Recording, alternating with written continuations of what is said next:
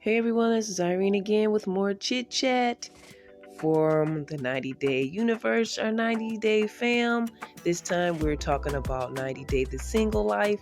And for those of you that don't know, 90 Day Fiance is a reality show where American couples and couples from other countries, well, I'll say one person's from America, the other from another country, and they fall in love. They have to do the visa process, and they only have about 90 days to get everything together for their boo to be able to become a citizen and live with them in America. And sometimes they do the other way around, where the American goes to live with their person from another country. And this is a true show, a reality show. Of course, reality shows are kind of loosely based on it's a lot reality, but it's a lot of planning and setting things up to the point where you have an interesting show and something you can edit and work with as well. So, of course, there are parameters, but for all in all, it's a reality show. You can see it on TLC, the Learning Channel. But we're going to talk about our single life. A few of the couples here on the recent episode, Tyray and his new bae. He meets a 25-year-old. He expresses his fondness for voluptuous women, I'll say that. And he looked like he was having fun at the club. There was a few voluptuous women there. I think he was dancing with a couple of Caucasian ladies. And then later on, he meets this young lady. I believe she may have been biracial, African-American, and Caucasian. And they kind of talk to the side. They hit it off. He's 33, finds out she's 25. And, they're in New Orleans. It's a party vibe.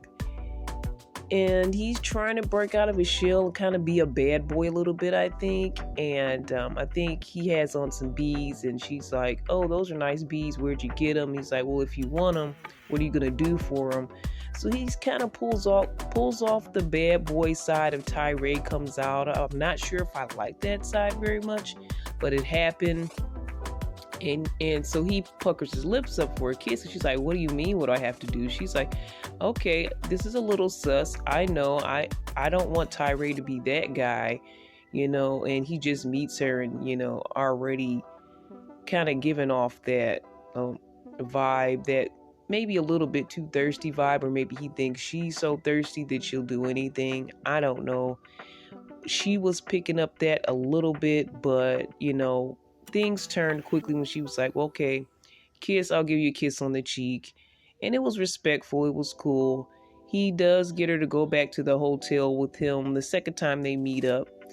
His brothers was like, get her to go back to the hotel tonight. And the first night, like, I don't know if they're trying to set up a one-night stand, what they're trying to do. I know he really is trying to get a kiss, and it's not supposed to be like he's trying to get his first time or anything. It's really nice and respectful and kind of sweet that he wants his first kiss, but his brothers may be trying to take it to another level. Whatever the case, I like what happened between Tyray and this young lady, and I'll probably put her name in the description. I don't have her name before me, but she was a cool young lady. She actually reminds me of one of my family members. Just fun, free-spirited, but still level-headed, and a smart, nice young lady. Only 25, but knows how to carry herself quite well. And he was talking like, maybe long-distance relationship, is it too soon? She's like, yeah, let's just see how things go. I'm not really going to try to do a commitment like after the second time we talk. And they had a nice little date, hung around the pool, looked like they had some food. And he walks her to her car. They share a nice long hug, and that's it for Tyray and his new bae for now. The door is open for them possibly to continue to connect with each other. But again, this is his second date now. It's another date that ends where the person was nice. The young ladies are nice that he's meeting, but there's no strong love connection. He's not getting this big kiss that he wants. I think he's a little bit too excited for this big kiss, and he's building it up so much in his head. I think the more exciting thing is to really connect with somebody. And when you really have a great connection with that person, then the kiss will be great versus this big kiss is going to make me fall in love and we're going to be happily ever after. It's the connection that's going to make this kiss a really great kiss once he gets it. So I hope he gets it, but I hope he gets that connection first. I mean, romantic things do happen, and a kiss can spark something great in a new relationship, but that's possible. I'm not going to put that down. But a lot of times the connection is what makes you so excited to get that kiss in the first place. Not just looks and attraction, which I know men are really, that's their first thing. But the connection is important even for them, whether they know how important it is or not. I do feel that this young lady was a little bit more of a match for him, and they connected a little bit better than the first lady. I think her name was Teresa, but he still didn't get that love connection.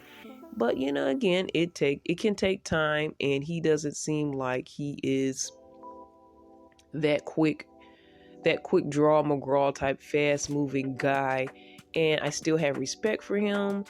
Things ended well. He said, I'm going to try to take things in my own hands and not just sit back. And I respect that too, the fact that he's not going to just be on the side and not take chances. So he's really trying to take chances. So I'm glad he's doing that, but do it in a respectful way. Things ended respectfully and nicely, and I still got love for Tyray. He didn't go out too far. He didn't get too bad.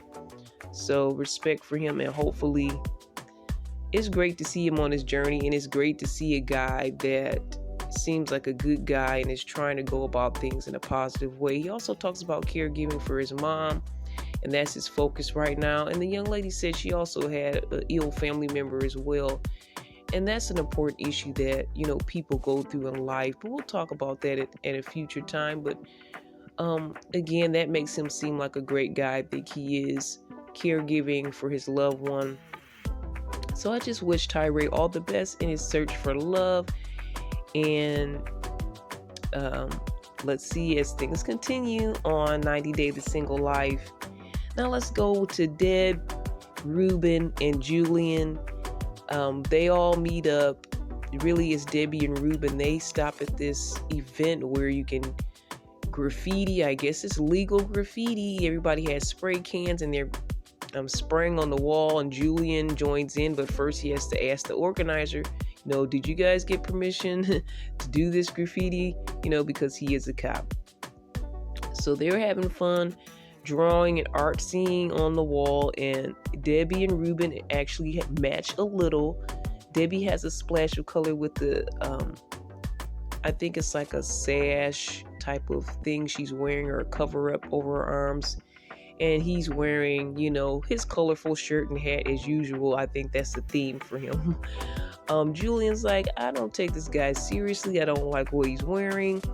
He asks him about has he did jail time, and then he kind of reveals some information about Debbie's ex with Usama, the age difference being 24 and she's 67. She's still talking to him and giving money to his family. So Julian reveals all this to Ruben as he's supposed to be trying to question him. He's giving him information on Debbie, and now he's questioning whether Debbie is really serious about him, if she's still connected with her ex, and her ex being such a big age difference, and the fact that she took this huge leap to go to his country. So now he's kind of questioning Debbie's mindset and how she even feels about him, and how he may have to clear up, what's really going on with us. Am I your focus, or are you still hung up on your ex? So that becomes the question of the day for them, but we'll address it next time when he talks to Debbie. But this is what happened in the recent episode. I just found that crazy, but I think it's important for him to know her mindset in this situation. And Julian kind of let the cat out of the bag, and I don't know if he was trying to run Ruben away with this information. But again, I've mentioned it before about family, how family plays a part in love and relationships, and that's happened with 90 Days. So hopefully he didn't mess up a good thing for her. But honestly, the truth is the truth, and all she can really do is explain herself, her intentions, And, there are times when you can have a weak moment. And not saying everything she did was bad when it came to Usama, but sometimes you can be very impetuous and fall so deeply in love. I've had times where I've just felt so head over heels that I wasn't thinking completely clearly. And that may have been the situation with her and Usama. But we got to try to get our head leveled back and get back into the game. And I think she's done that for the most part.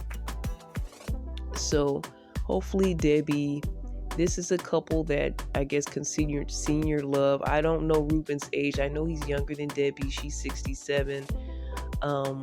But I think they're a great couple and they have a lot in common. And I just really wish the best for them. And I hope Julian didn't just mess everything up. But I don't think it's that simple. And I think it can be redeemed. All right, let's go to Natalie. Natalie and her mom and Mike is the scenario because Natalie has now let go of Josh. The relationship wasn't working. She cried her way out of it. And I think that she probably made the best move for herself. So her and her mom are now actually went to a insemination clinic. I think that's what you might call it. Basically, to see if she can be artificially inseminated and have the child that she's been wanting. That's on her heart right now. She really wants a child. Is that the best thing to do right after a breakup? Probably not. But she goes and gets information, and her mom is telling her, what about the traditional way? But she's there. She's talking it out, finding out how things work, getting profiles of these guys, their education, their mentality, the type of people that they are, and she feels a connection. She said, this is beautiful that the way you guys have it set it up. I feel a connection with this process, but it's on paper. And the woman that is partially helping and running the facility says you'll never meet the person. And so they're just going to be more of a donor to you. You'll never meet them. So that kind of, I think, gives her more insight, and she kind of feels like, this process is a little cold. I want to be married in love, or at least in love with the person that I'm having this child with. I want the father to be around to be able to participate in the child's life. So it was an option that she was thinking about. I don't know if she's going to go forward with it, because in the next episode, Natalie's mom says, I invited Mike to come up here. So Mike's coming. And she appears to be hopeful, as if she may try to rekindle with Mike, which she's done that off and on. So we'll see if that actually happens and if that works. Not sure, but it was good to see her go through that process and explore her options of not surrogacy, but being inseminated and having a child. She also reveals some personal information that sadly she did lose a child, I believe in her 20s. And that was heartbreaking for her. And she also lets us know that after her second marriage, she went to the church. She basically gave her life to the church and was working towards becoming a nun.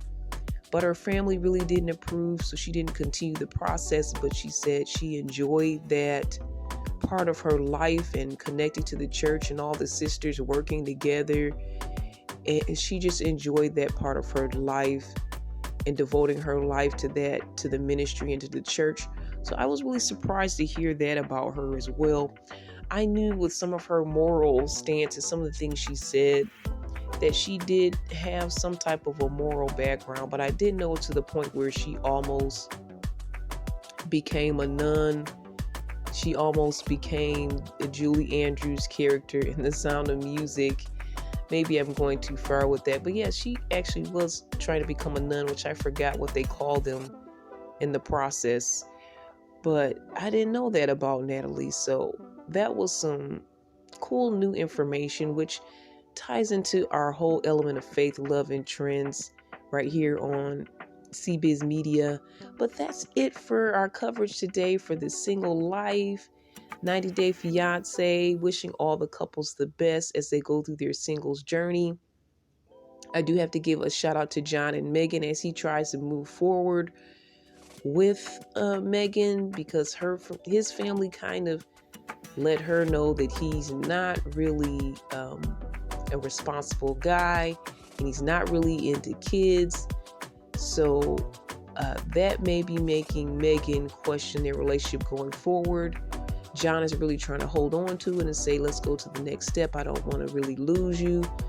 But we'll see what happens with them as that story continues as well. But that's it. I'm done. You want to connect with me? You guys can always do so by emailing me at cbiztv@yahoo.com.